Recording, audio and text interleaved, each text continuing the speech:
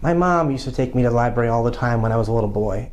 By the time my brother was born, we would go to libraries together. It was definitely something that our family would do quite a lot, and I loved taking out books and bringing them back, and it was such a joy. And I took out a lot of those books that were books on tape, where you listen to the tape and I could read it on my own, and this is before I could read. And I loved my school library growing up in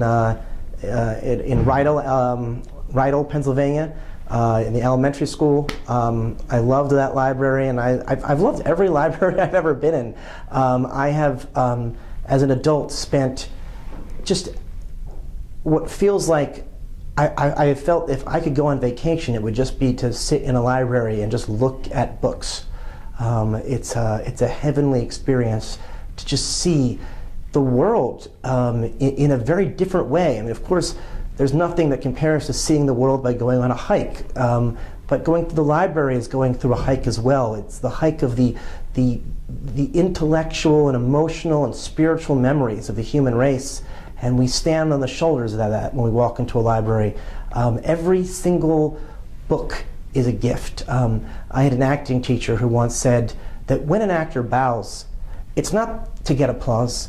It's an old medieval way of saying that I have been here at your service. What I have been doing for you is a gift for you, for humanity. And every piece of art is a gift. Every book is a gift. When we walk into a library, we are surrounded by the greatest treasures and gifts by authors who have put their all, their heart and their soul onto paper, and we're surrounded by presents. It's Christmas every single day when you walk into a library. My English teacher, Dwight Good, in 12th grade, in many ways was my favorite librarian because he took me through the corridors of the intellect and what it means to go into a library and explore the library. Today, I go into a library and I take out way too many books, and I can't read all of them by the time that they're due, and then I return them. I love taking out new books at libraries. I can't stop. It becomes kind of like, it's like a compulsive shopping habit without having to spend any money. I think that the question around library budget cuts is a very disturbing one, because it's the wrong question. The question we should be asking is, how do we make more libraries? How do we put more money into libraries? Not how do we cut libraries? The idea of cutting libraries, the idea of cutting the humanities, is like cutting the soul out of humanity. It is, I'm from the Harry Potter lines. We use Harry Potter parallels all the time. It is severing the soul of humanity, Voldemort style. It is taking away access to knowledge and information and passion from those who don't have access to it most of the time. It's taking away the ability for people to enter what Borges called heaven.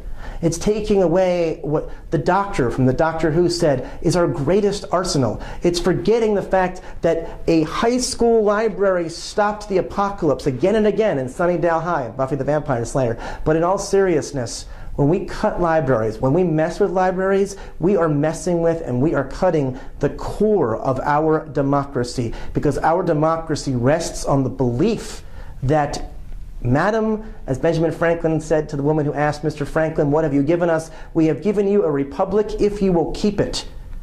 Benjamin Franklin, who founded the Lending Library, and his colleague Thomas Jefferson, who believed an educated populace is what would make a democracy thrive and survive. Without libraries, we cannot keep a republic. The notion that we would put libraries on the chopping block at all, when we should be expanding more and more into them, is so backwards. This notion of austerity regarding libraries, like getting tough and getting serious. 1% of our country owns 40% of the wealth, and yet we dare cut libraries and access for kids and people of all ages to read, to write, to have internet literacy, to have access to information. Libraries have been the #1 vehicle to fight for transparency in our government. So for all those who are against big government, libraries are your #1 advocates. And for all those who are for big government, libraries are your #1 advocates. It makes no sense at all to be fighting libraries. It is fighting the core of humanity when we fight the humanities. We were working on getting beyond the walls of Hogwarts, still doing Harry Potter campaigns, but we're doing a Hunger Games campaign about economic equality and looking at the minimum wage, and how it's too low, as well as a lot of low-wage worker issues, as well as issues around food stamps, as well as student debt and the privatization of education and the dangers regarding those things. So that's really been an exciting opportunity to talk about class.